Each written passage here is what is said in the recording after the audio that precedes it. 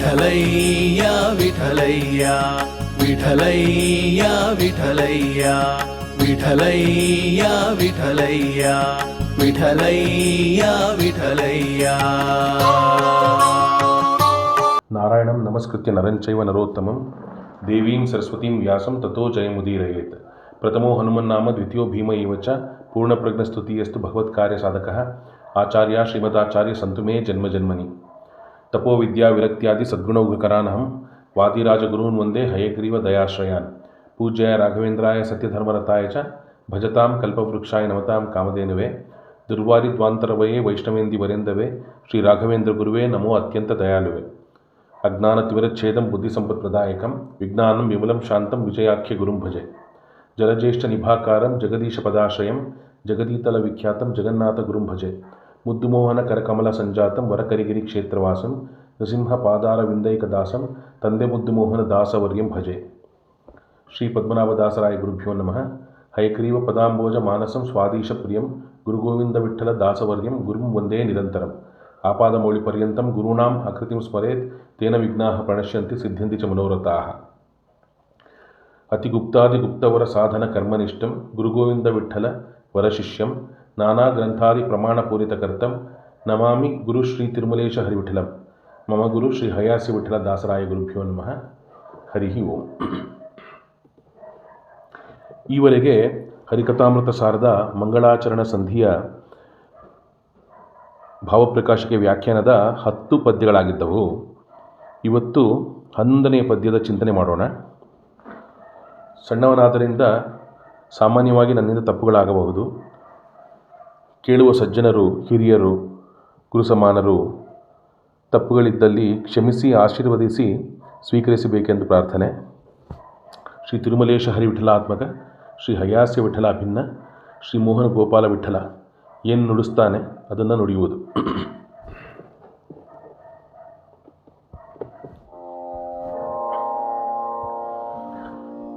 ಹರಿಕಥಾಮೃತ ಸಾರ ಗುರುಗಳ ಕರುಣೆಯಿಂದ ಪನಿತು ಪೇಳುವೆ ಪರಮ ಭಗವದ್ಭಕ್ತರಿದನಾದರದಿ ಕೇಳುವುದು.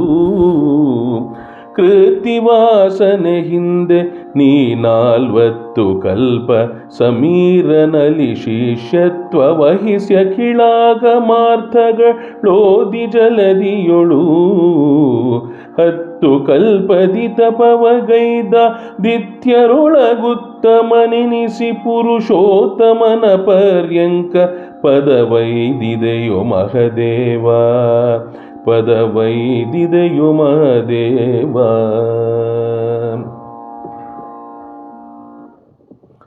ಮೊದಲಿಗೆ ಪ್ರತಿಪದದ ಅರ್ಥಚಿಂತನೆ. ಕೃತ್ತಿವಾಸನೆ ಅಂದರೆ ಹುಲಿಯ ಚರ್ಮ ಹೊದ್ದವನೆ ಅಂತ ಬರುತ್ತೆ, ಅಥವಾ ವ್ಯಾಘ್ರ ಚರ್ಮಾಂಬರ ಅಂತ ಹೇಳಿ ಬರುತ್ತೆ. ಹಿಂದೆ ಸಾಮಜಾಜಿನ ವಸನಭೂಷಣ ಅಂತ ಹೇಳಿ ಹಿಂದಿನ ಪದ್ಯ ನೋಡಿದಾಗ ಅದೊಮ್ಮೆ ನೋಡೋಣ. ವಾಮದೇವ ವಿರಿಂಚಿತನಯ ಉಮಾಮನೋಹರ ಉಗ್ರಧೂರ್ಜಟಿ ಸಾಮಜಾಜಿನ ವಸನಭೂಷಣ ಸುಮನಸೋತ್ತಂಸ ಕಾಮಹರ ಕೈಲಾಸ ಮಂದಿರ ಸೋಮಸೂರ್ಯಾನಲ ವಿಲೋಚನ ಕಾಮಿತಪ್ರದ ಕರುಣಿ ಸಮಗೆ ಸದಾ ಸುಮಂಗಳವ ಅಂತ ಹೇಳಿ ಇಲ್ಲಿ ರುದ್ರದೇವರ ಸ್ತುತಿ ಮಾಡಿದ್ದಾರೆ. ಈ ಮುಂದೆಯೂ ಈ ಪದ್ಯದಲ್ಲೂ ರುದ್ರದೇವರ ಸ್ತುತಿಯನ್ನೇ ಮಾಡ್ತಿದ್ದಾರೆ. ಹಾಗಾಗಿ ಕೃತ್ತಿವಾಸನೆ ಅಂದರೆ ಹುಲಿಯ ಚರ್ಮವನ್ನು ಹೊದ್ದವನು ಅಂತ ಅರ್ಥ ಬರುತ್ತೆ. ಅವನು ಗಜ ಚರ್ಮವನ್ನು ಹೊದ್ದವನೂ ಆಗ್ತಾನೆ. ಅದು ಹೇಗೆ ಅಂತ ಮುಂದೆ ತಿಳಿಯೋಣ. ಮುಂದೆ ಹಿಂದೆ ನೀ 40 ಕಲ್ಪ ಸಮೀರನಲ್ಲಿ ಶಿಷ್ಯತ್ವ ವಹಿಸಿ. ಹಿಂದೆ ಅಂದರೆ ಈ ರುದ್ರ ಪದವಿಗೆ ಬರೋಕ್ಕಿಂತ ಮುಂಚೆ ನೀ ಅಂದರೆ ರುದ್ರದೇವರು 40 ಕಲ್ಪ ಅಂದರೆ 40 ಬ್ರಹ್ಮಕಲ್ಪಗಳು. ಈ ಬ್ರಹ್ಮಕಲ್ಪಗಳು ಅಂದಾಗ ಅದರ ಕಾಲಾವಧಿ ಎಷ್ಟು ಅಂತ ಮುಂದೆ ಚಿಂತನೆ ಮಾಡೋಣ. 40 ಕಲ್ಪ ಸಮೀರನಲ್ಲಿ ಶಿಷ್ಯತ್ವ ವಹಿಸಿ. ಸಮೀರನಲ್ಲಿ ಅಂದರೆ ವಾಯುದೇವರಲ್ಲಿ ಶಿಷ್ಯತ್ವವನ್ನು ವಹಿಸಿ. ವ್ಯಹಿಸ್ಯಖಿಳಾಗಮಾರ್ಥಗಳೋದಿ ಅಂತ ಒಂದು ಪದದಲ್ಲಿದೆ. ಶಿಷ್ಯತ್ವ ವಹಿಸ್ಯಖಿಳಾಗಮಾರ್ಥಗಳೋದಿ ಜಲಧಿಯೊಳು ಅಂತ. ಶಿಷ್ಯತ್ವ ವಹಿಸಿ ಅಖಿಳ ಅಂತ ಹೇಳಿ ಅಲ್ಲಿ ಪದಗಳನ್ನು ವಿಂಗಡಣೆ ಮಾಡ್ಕೋಬಹುದು. ವಹಿಸಿ ಅಖಿಳ ಆಗಮಾರ್ಥಗಳು ಓದಿ ಅಂದರೆ ಅಖಿಳಾಗಮಾರ್ಥಗಳು ಅಂದಾಗ ಸಕಲ ವೇದಾದಿ ಸಚ್ಚಾಸ್ತ್ರಗಳು ಬರುತ್ತೆ. ಇದನ್ನೆಲ್ಲ ರುದ್ರದೇವರು ಯಾರಿಂದ ತಿಳಿದ್ರು ಅಂದರೆ ಸಾಕ್ಷಾತ್ ವಾಯುದೇವರಿಂದ ಪಾಠ ಮಾಡಿಸ್ಕೊಂಡ್ರು. ಅದು 40 ಬ್ರಹ್ಮಕಲ್ಪ ಕಾಲ. ಇನ್ನು ಮುಂದೆ ಜಲಧಿಯೊಳು ಅಂದಾಗ ಸಮುದ್ರದಲ್ಲಿ ಈ 40 ಕಲ್ಪಗಳು ಅಲ್ಲದೇನೆ ಜಲಧಿಯೊಳು 10 ಕಲ್ಪದಿ ತಪವಗೈದು ಅಂತ ಹೇಳಿದ್ದಾರೆ. ಅಂದರೆ ಸಮುದ್ರದಲ್ಲಿ ಈ 40 ಕಲ್ಪ ಮತ್ತೆ ಇನ್ನೂ 10 ಕಲ್ಪಗಳು ತಪವಗೈದು ಆದಿತ್ಯರೊಳಗೆ ಉತ್ತಮನೆನಿಸಿ. ತಪವಗೈದಾದಿತ್ಯರೊಳಗೆ ಉತ್ತಮನೆನಿಸಿ ಅಂತ ಒಂದು ಪದ ಪ್ರಯೋಗ. ತಪವಗೈದು ಆದಿತ್ಯರೊಳಗೆ ಉತ್ತಮನೆನಿಸಿ ಅಂತ ಇಲ್ಲಿ ಬಿಡಿಸಬಹುದು. ಆದಿತ್ಯರು ಅಂದಾಗ ಆದಿತ್ಯ ಮಕ್ಕಳಾಗ್ತಾರೆ. ಆದಿತ್ಯ ಮಕ್ಕಳಲ್ಲಿ ಶ್ರೇಷ್ಠರಾದಂಥವರು ರುದ್ರದೇವರು. ಯಾಕೆ ಅಂದರೆ ಈ 40 ಕಲ್ಪ ಸಮೀರನಲ್ಲಿ ಶಿಷ್ಯತ್ವ ಮತ್ತು 10 ಕಲ್ಪ ಜಲಧಿಯೊಳು ತಪಸ್ಸು. ಜಲಧಿ ಅಂದರೆ ಸಮುದ್ರದಲ್ಲಿ ತಪಸ್ಸು. ಇನ್ನು ಆದಿತ್ಯರೊಳಗೆ ಉತ್ತಮನೆನಿಸಿ ಪುರುಷೋತ್ತಮನ ಪರ್ಯಂಕ ಪದವೈದಿದೆಯೋ ಮಹದೇವ. ಪುರುಷೋತ್ತಮನ ಪರ್ಯಂಕ ಅಂದರೆ ಪುರುಷೋತ್ತಮ ಅಂದರೆ ಸಾಕ್ಷಾತ್ ನಾರಾಯಣ, ಶ್ರೀಮನ್ನಾರಾಯಣ. ಪರ್ಯಂಕ ಅಂದರೆ ಅವನ ಹಾಸಿಗೆ. ಅಲ್ಲಿಗೆ ಅವನ ಹಾಸಿಗೆ ಯಾರು? ಶೇಷದೇವರಾಗ್ತಾರೆ. ಹಾಗಾಗಿ ಶೇಷದೇವರ ಪದವಿಗೆ ಈಗಿನ ರುದ್ರದೇವರೇ ಮುಂದೆ ಬರುವವರು ಅಂತ ತಿಳಿಸುತ್ತಾ ಈ ಶೇಷದೇವರ ಸ್ತುತಿಯನ್ನು ಇಲ್ಲಿ ಮಾಡ್ತಿದ್ದಾರೆ. ಪದವೈದಿದೆಯೋ ಮಹದೇವ ಅಂದರೆ ಶೇಷದೇವರ ಪದವಿಗೆ ಮತ್ತು ರುದ್ರದೇವರ ಪದವಿಗೆ 40 ಕಲ್ಪ ಸಮೀರನಳಿ ಶಿಷ್ಯತ್ವ ಮತ್ತು 10 ಕಲ್ಪ ಜಲಧಿಯೊಳು ತಪಸ್ಸು, ಇಷ್ಟು ಸಾಧನೆ. ಮತ್ತು ಇಂತಹ ಪದವೈದಿದೆಯೋ ಮಹದೇವ ಅಂತ. ಮಹದೇವ ಅಂದರೆ ಬ್ರಹ್ಮದೇವರು, ವಾಯುದೇವರು, ಸರಸ್ವತಿ ಭಾರತೀಯರಾದ ಕೂಡಲೇ ಹಿರಿಯ ದೇವತೆಗಳು ಅಂದರೆ ರುದ್ರದೇವರಾಗ್ತಾರೆ. ಇನ್ನು ಮಿಕ್ಕಿ ಎಲ್ಲ ದೇವತೆಗಳಿಗಿಂತ, ಇಂದ್ರಾದಿ ಸಕಲ ದೇವತೆಗಳಿಗಿಂತ ರುದ್ರದೇವರು ದೊಡ್ಡವರಾಗ್ತಾರೆ. ಹಾಗಾಗಿ ಮಹದೇವ, ದೇವತೆಗಳಲ್ಲಿ ಉತ್ತಮರು ಅಂತ ಬರುತ್ತೆ. ಇಷ್ಟು ಇದರ ಪ್ರತಿಪದದ ಅರ್ಥ. ಇನ್ನು ಇಲ್ಲಿ ಕೆಲವು ಭಾವಾರ್ಥ ಚಿಂತನೆ ಮತ್ತು ಭಾವಪ್ರಕಾಶಕ್ಕೆ ಚಿಂತನೆ ಮಾಡೋಣ. ಇಲ್ಲಿ ವಾಮದೇವ ಅಂತಂದಾಗ ಭಗವಂತನು ಪಶ್ಚಿಮ ದಿಕ್ಕಿನ ಕಡೆಗೆ ಕುಳಿತುಕೊಂಡು ಆಸನದಲ್ಲಿ ಅವನ ಹಿಂದಗಡೆ ಬಲಗಡೆ ಅಂದರೆ ಅದು ಈಶಾನ್ಯ ದಿಕ್ಕಾಗುತ್ತೆ. ಭಗವಂತ ಕೂತಿರೋದು ಪಶ್ಚಿಮ ದಿಕ್ಕಿನ ಕಡೆಗೆ, ಮಧ್ಯದಲ್ಲಿ ಆಸನದಲ್ಲಿ ಕೂತಿರ್ತಾನೆ. ಅವನ ಹಿಂದಗಡೆ ಅದು ಪೂರ್ವ ಆಗುತ್ತೆ, ಪೂರ್ವದಿಂದ ಬಲಗಡೆ ಅಂದರೆ ಈಶಾನ್ಯ ಆಗುತ್ತೆ. ಹಾಗಾಗಿ ಇದು ರುದ್ರದೇವರಿರುವ ಸ್ಥಾನ. ಹಾಗಾಗಿ ಈಶಾನ್ಯದಲ್ಲಿ ಕುಳಿತಾಗ ಅದು ರುದ್ರದೇವರಿಗೆ ಸ್ವಲ್ಪ ಮುಂದೆ ಎಡಗಡೆಗೆ ಭಗವಂತ ಕೂತಿರ್ತಾನೆ. ಅವನನ್ನು ರುದ್ರದೇವರು ಸದಾ ಉಪಾಸನೆ ಮಾಡ್ತಿರ್ತಾರೆ. ಹಾಗಾಗಿ ರುದ್ರದೇವರಿಗೆ ವಾಮದೇವ ಅಂತ ಹೆಸರಿದೆ. ಇನ್ನು ವಾಮದೇವ ಅಂದರೆ ಮೃದು ಸ್ವಭಾವದವ ಅನ್ನುವ ಒಂದು ಅರ್ಥವೂ ಬರುತ್ತೆ. ಮೃದು ಸ್ವಭಾವ ಅಂತ ಒಂದು ಕಡೆ ಹೇಳ್ತಾರೆ. ಹಿಂದಿನ ಪದ್ಯದಲ್ಲಿ ನೋಡಿದಾಗ ವಾಮದೇವ ಅಂತಲೂ ಕರೆದಿದ್ದಾರೆ, ಉಗ್ರ ದೂರ್ಜಟಿ ಅಂತಲೂ ಕರೆದಿದ್ದಾರೆ. ಅಂದರೆ ಉಗ್ರ ಸ್ವಭಾವದವನು ಹೌದು, ವಾಮದೇವನೂ ಹೌದು, ಅಂದರೆ ಮೃದು ಸ್ವಭಾವದವನು ಹೌದು ಅಂತ. ಇದು ಹೇಗೆ ಚಿಂತನೆ ಮಾಡಬಹುದು ಅಂದರೆ, ಸಾತ್ವಿಕರಿಗೆ, ಹರಿಭಕ್ತರಿಗೆ ಅವನು ಸದಾ ಮೃದು ಸ್ವಭಾವ, ಕರುಣಾಮೂರ್ತಿ. ಆದರೆ ಅಸುರರಿಗೆ ಅವನು ರುದ್ರ ಸ್ವಭಾವ. ಮತ್ತು ಇನ್ನೊಂದು ಲಯಕಾರ್ಯದಲ್ಲಿ ಅವನು ಲಯಕರ್ತೃಗಳಾದ್ರಿಂದ ರುದ್ರದೇವರು ಅವರು ಲಯ ಮಾಡುವಾಗ ಉಗ್ರ ರೂಪ ತಾಳ್ತಾರೆ. ಹಾಗಾಗಿ ಅವನ ಅಂತರ್ಯಾಮಿಯಾಗಿರ್ತಕ್ಕಂತಹ ನಾರಾಯಣನ ಹೆಸರು ರುದ್ರನೇ, ರುದ್ರದೇವರ ಅಂತರ್ಯಾಮಿ ಸಂಕರ್ಷಣ. ಹಾಗಾಗಿ ರುದ್ರದೇವರು ಪ್ರಳಯ ಕಾಲದಲ್ಲಿ ಉಗ್ರರು ಆಗ್ತಾರೆ. ಮತ್ತು ಸಾತ್ವಿಕರಿಗೆ, ಹರಿಭಕ್ತರಿಗೆ ಅವರು ಸದಾ ಮೃದು ಸ್ವಭಾವದವರಾಗ್ತಾರೆ. ಹಾಗಾಗಿ ಕರುಣಾನಿಧಿ ಅಂತ ನೀವು ರುದ್ರದೇವರ ಸ್ತುತಿಗಳಲ್ಲಿ ನೋಡಬಹುದು. ಇನ್ನು ವ್ಯಾಘ್ರ ಚರ್ಮಾಂಬರ ಅಂತ ಭಾಗವತದಲ್ಲಿ ಒಂದು ವಚನ ಬರುತ್ತೆ. ಹಾಗಾಗಿ ರುದ್ರದೇವರು ಹುಲಿಯ ಚರ್ಮವನ್ನು ಹೊಂದಿದ್ದಾರೆ ಅಂತ ಅರ್ಥ ಬರುತ್ತೆ. ಇಲ್ಲಿ ಸಾಮಜಾಜಿನ ವಸನಭೂಷಣ ಅಂದಾಗ ಆನೆ ಚರ್ಮವನ್ನು ಹೊಂದಿದ್ದಾರೆ ಅಂತ ಇಲ್ಲಿ ಗ್ರಂಥದಲ್ಲಿ ಎರಡನ್ನೂ ಹೇಳಿದ್ದಾರೆ. ಇದಕ್ಕೆ ಪುರಂದರದಾಸ ದೇವರ ನಾಮ ಸಾಕ್ಷಿಯಾಗಿದೆ. ಹುಟ್ಟದ್ದು ಹುಲಿ ತೊಗಲು, ಬೆನ್ನ ಮೇಲೆ ಹೊದ್ದ ಆನೆಯ ತೊಗಲು ಅಂತ. ಅಂದರೆ ರುದ್ರದೇವರು ಉಟ್ಕೊಂಡಿರೋದು ಹುಲಿಯ ಚರ್ಮ, ಮತ್ತು ಅವರು ಬೆನ್ನ ಮೇಲೆ ಹೊದ್ದುಕೊಂಡಿರುವ ಚರ್ಮ ಅದು ಆನೆಯ ಚರ್ಮ ಅಂತ ಹೇಳಿ ಪುರಂದರದಾಸರು ರುದ್ರದೇವರನ್ನ ಸ್ತುತಿ ಮಾಡ್ತಾರೆ. ಹಾಗಾಗಿ ಅವನು ಗಜ ಚರ್ಮಾಂಬರನೂ ಹೌದು, ವ್ಯಾಘ್ರ ಚರ್ಮ ಧರಿಸಿರುವವನು ಹೌದಾಗ್ತಾನೆ, ಎರಡೂ ಆಗುತ್ತೆ. ಮುಂದೆ 40 ಕಲ್ಪ ಸಮೀರನಲ್ಲಿ ಶಿಷ್ಯತ್ವ ಮತ್ತು 10 ಕಲ್ಪ ಜಲಧಿಯಲ್ಲಿ ತಪಸ್ಸು ಅಂತ ತಗೊಂಡಾಗ ಇದನ್ನು ಭಾಗವತ ತಾತ್ಪರ್ಯ ನಿರ್ಣಯದಲ್ಲಿ ಶ್ರೀಮದಾಚಾರ್ಯರು ಇದಕ್ಕೆ ನಿರ್ಣಯ ಕೊಟ್ಟಿದ್ದಾರೆ. ಮತ್ತು ಗರುಡ ಪುರಾಣದಲ್ಲಿ ಒಂದು ಕಥೆ ಬರುತ್ತೆ. ಅಲ್ಲಿ ಗರುಡದೇವರು ಕೃಷ್ಣನಲ್ಲಿ ಪ್ರಶ್ನೆ ಮಾಡ್ತಾರೆ, ಬ್ರಹ್ಮನಿಂದ ರುದ್ರದೇವರ ಸಾಧನೆ 85 ಕಲ್ಪ ಅಂತ ನಾನು ಕೇಳಿ ತಿಳಿದಿದ್ದೆ ಬ್ರಹ್ಮದೇವರ ಮುಖದಿಂದ. ಆದರೆ ಕೃಷ್ಣ ನೀನು 40 ಕಲ್ಪ ಅಂತ ಹೇಳ್ತಿದ್ದಿ, ಇದರಲ್ಲಿ ವ್ಯತ್ಯಾಸ ಯಾಕೆ ಬಂತು? ನಿನ್ನ ಮಾತಲ್ಲಿ, ಬ್ರಹ್ಮದೇವರ ಮಾತಲ್ಲಿ ವ್ಯತ್ಯಾಸ ಹೇಗೆ ಬಂತು ಅಂತ ಕೇಳಿದಾಗ ಕೃಷ್ಣ ಹೇಳ್ತಾನೆ, ನನ್ನ ಮಾತು, ಬ್ರಹ್ಮದೇವರ ಮಾತು, ವಾಯುದೇವರ ಮಾತು ಯಾವತ್ತೂ ವ್ಯತ್ಯಾಸವಾಗಲ್ಲ. ಇಲ್ಲಿ 85 ಅಂತ ಬ್ರಹ್ಮದೇವರು ಹೇಳಿದ ಸಂಖ್ಯೆಯನ್ನು ಬಿಡಿ ಬಿಡಿಯಾಗಿ ಕಂಡಾಗ ಅದು 8 ಮತ್ತು 5 ಆಗುತ್ತೆ. 8 ಮತ್ತು 5 ಗುಣಿಸಿದಾಗ ಅದು 40 ಆಗುತ್ತೆ. ಈ ರೀತಿಯಲ್ಲಿ ಬ್ರಹ್ಮದೇವರು ಹೇಳಿದ್ದು 40 ಕಲ್ಪಗಳು, ನಾನು ಹೇಳುವುದು 40 ಕಲ್ಪಗಳು, ಅದು ಸಮೀರನಲ್ಲಿ ಶಿಷ್ಯತ್ವ ಅಂತ ಹೇಳ್ತಾ ಕೃಷ್ಣ ಗರುಡದೇವರಿಗೆ ಇದಕ್ಕೆ ಉತ್ತರ ಕೊಡ್ತಾನೆ. ಮತ್ತು ಈ ರೀತಿ ಪುರಾಣಗಳಲ್ಲಿ ಬೇರೆ ಬೇರೆ ಸಂಖ್ಯೆಗಳು, ಅದರ ಒಳ ಅರ್ಥ ಶುದ್ಧ ಸಾತ್ವಿಕ ಅರ್ಥವೇ ಬರುತ್ತೆ, ಆದರೆ ಹೊರನೋಟಕ್ಕೆ ಬೇರೆ ಬೇರೆ ಸಂಶಯ ಬರುವಂಥ ಅರ್ಥಗಳು ಬಹಳ ಬಾರಿ ಬರುತ್ತೆ. ಇದಕ್ಕೆಲ್ಲ ಶ್ರೀಮದಾಚಾರ್ಯರ ಭಾಗವತ ತಾತ್ಪರ್ಯ ನಿರ್ಣಯ, ಮಹಾಭಾರತ ತಾತ್ಪರ್ಯ ನಿರ್ಣಯ ಮತ್ತು ಅನುವ್ಯಾಖ್ಯಾನ, ಇದರೆಲ್ಲ ಶ್ರೀಮದಾಚಾರ್ಯರು ನಮಗೆ ಇದನ್ನು ಹೇಗೆ ಚಿಂತನೆ ಮಾಡಬೇಕು ಅಂತ ಹೇಳಿ ನಮಗೆ ತೋರಿಸಿಕೊಟ್ಟಿದ್ದಾರೆ. ಆ ರೀತಿಯಲ್ಲಿ ಚಿಂತನೆ ಮಾಡಿದರೆ ಎಲ್ಲವೂ ಸರಿಯ ಅರ್ಥವೇ ಬರುತ್ತದೆ, ವೇದವ್ಯಾಸ ದೇವರಿಗೆ ಸಮ್ಮತವಾದಂಥ ಅರ್ಥವೇ ಬರುತ್ತದೆ. ಇನ್ನು ಶಾಸ್ತ್ರಗಳು ಅಂದಾಗ ಋಗ್ವೇದ, ಯಜುರ್ವೇದ, ಸಾಮವೇದ ಮತ್ತು ಅಥರ್ವಣ ವೇದಗಳು 4 ವೇದಗಳಾಗುತ್ತೆ. ಮತ್ತು ಮಹಾಭಾರತ ಮತ್ತು ಪಂಚರಾತ್ರಾಗಮ ಮತ್ತು ಮೂಲ ರಾಮಾಯಣ, ಇಷ್ಟನ್ನು ಶಾಸ್ತ್ರಗಳು ಅಂತ ಹೇಳ್ತಾರೆ. ಇನ್ನು ಮಿಕ್ಕದ್ದು ಭಾಗವತಾದಿ ಪುರಾಣಗಳು. ಈ ಪುರಾಣಗಳನ್ನು ಅರ್ಥ ಮಾಡಬೇಕಾದ್ರೆ ಈ ಶಾಸ್ತ್ರಕ್ಕೆ ಅನುಗುಣವಾಗಿ ಅರ್ಥೈಸಬೇಕು. ಅದಕ್ಕೆ ಶ್ರೀಮದಾಚಾರ್ಯರ ತಾತ್ಪರ್ಯ ನಿರ್ಣಯಗಳು ಅದಕ್ಕೆ ಸಾಕ್ಷಿಯಾಗಿವೆ. ಇನ್ನು ಮುಂದೆ 40 ಕಲ್ಪ ಅಂದಾಗ ರುದ್ರದೇವರ ತಪಸ್ಸು, ಅವರ ಸಾಧನೆ ಎಂಥದ್ದು ಅಂತ ಇಲ್ಲಿ ತಿಳಿದು ಬರುತ್ತೆ.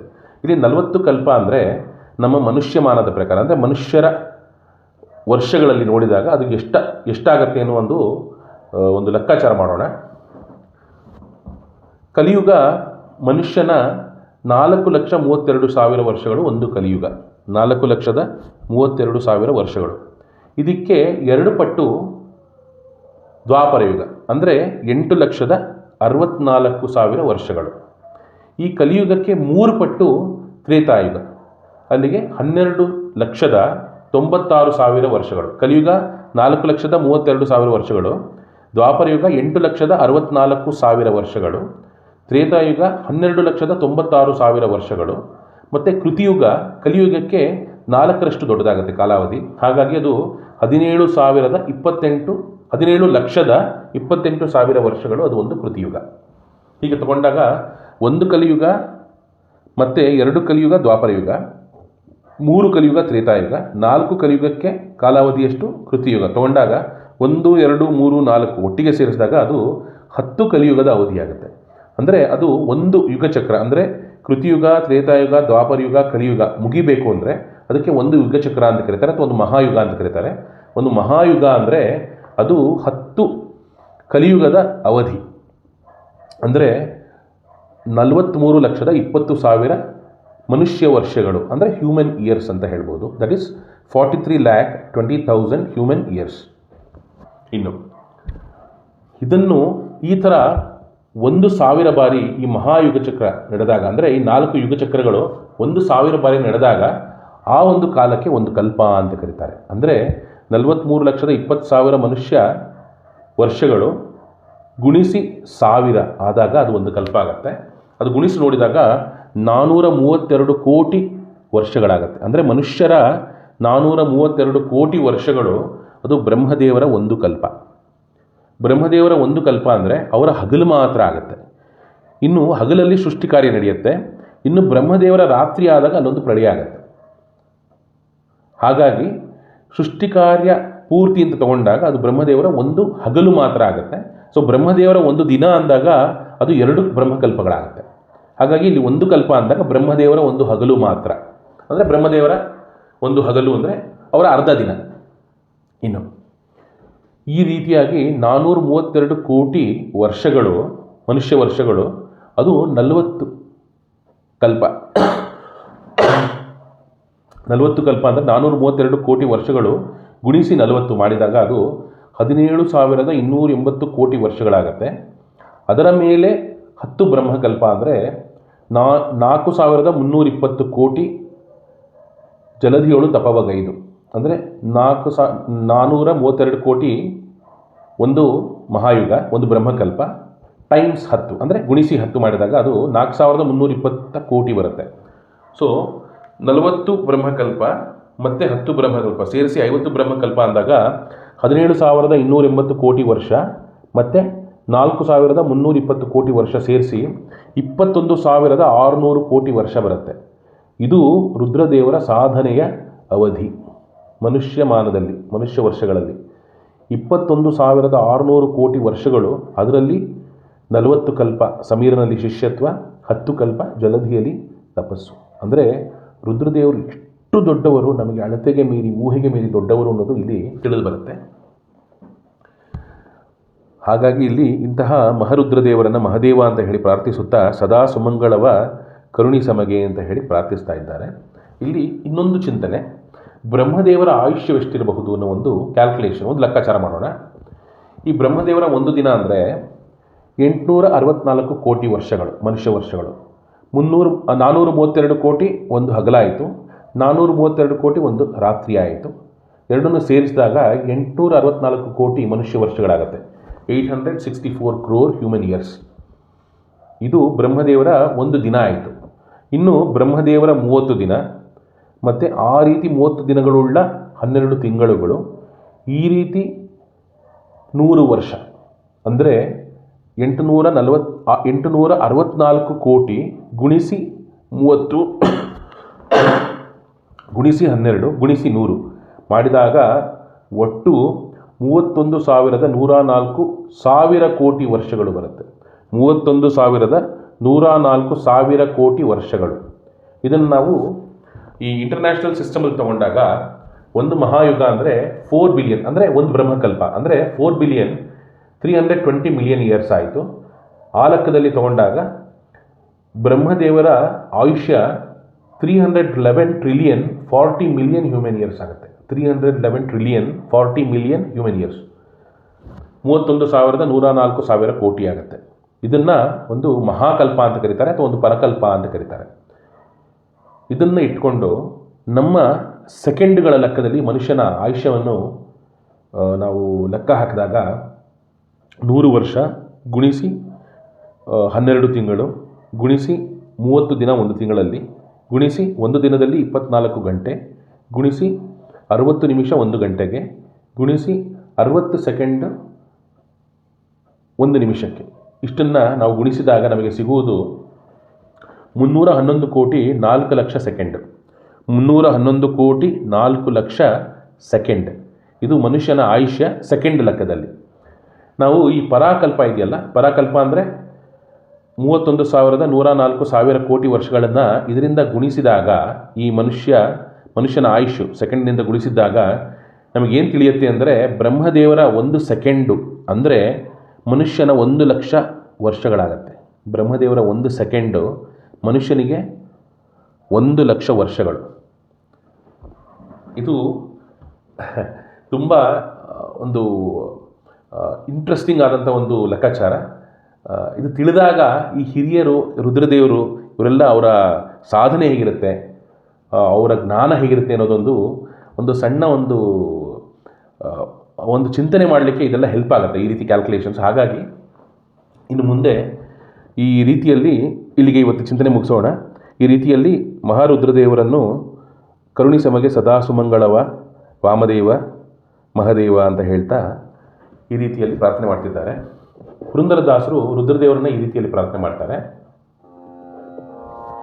ಕಾರುಣ್ಯ ಮೂರುತಿಯೇ ಕಂಗಳು ಮೂರುಳ್ಳ ದೊರೆಯೇ ಕಾರುಣ್ಯ ಮೂರುತಿಯೇ ಧಾರುಣಿಯೊಳು ನಿನಗೆಣೆಯೇ ಗುರುದೇವ ಶಿಖಾಮಣಿಯೇ ಧಾರುಣಿಯೊಳು ನಿನಗೆಣೆಯೇ ಗುರುದೇವ ಶಿಖಾಮಣಿಯೇ ಕಾರುಣ್ಯ ಮೂರುತಿಯೇ ಅಂತ ಹೇಳಿ ಪುರಂದರದಾಸರು ರುದ್ರದೇವರನ್ನು ಈ ರೀತಿ ಸ್ತುತಿ ಮಾಡ್ತಾರೆ. ಧಾರಿಣಿಯಳು ನಿನಗೆಣೆಯೇ ಗುರುದೇವ ಶಿಖಾಮಣಿಯೇ ಅಂತ ಹೇಳಿ ಇಂಥ ಮಹದೇವರಾದಂತಹ ಇಂಥ ಗುರುಗಳಾದಂತಹ ರುದ್ರದೇವರನ್ನು ಸ್ತುತಿ ಮಾಡ್ತಾ ಇವತ್ತಿನ ಚಿಂತನೆ ಇಲ್ಲಿಗೆ ಮುಗಿಸೋಣ.